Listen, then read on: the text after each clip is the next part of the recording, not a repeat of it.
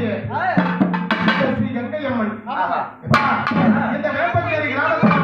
கொண்டிருக்கக்கூடிய தாயாகப்பட்ட கங்கை அம்மன். இந்த கங்கை அம்மனுக்கு மாத ஒரு அமாவாசை நல்ல சீரும் சிறப்புமாக ஏதோ மக்களால் என்ற அளவுக்கு பெருகில் இல்லைனாலும் பெருகவாறு மகிழ்ச்சியோடு மங்களகரத்தோடு இந்த தாயாகப்பட்ட கங்கை அம்மனுக்கு இந்த சுழற்சி நடைபெற்று அப்படி இந்த சுப நிகழ்ச்சியிலே இந்த அமாவாசை பூஜையில முதலாகப்பட்ட விநாயகர் பெருமான் யாரை வணங்குறோமோ இல்லையோ விநாயகர் பெருமானை வணங்க வேண்டும். ஆலயத்திற்கு முதல் பிள்ளை விநாயகருக்கெல்லாம் மூத்த பிள்ளை சொல்லக்கூடிய இந்த சக்தியாகப்பட்ட கங்கை அம்மனுக்கு செல்லப்பட்டு அப்பேற்பட்ட விநாயகர் பெருமான் இந்த அம்மனுடைய குல பூஜைக்கு இந்த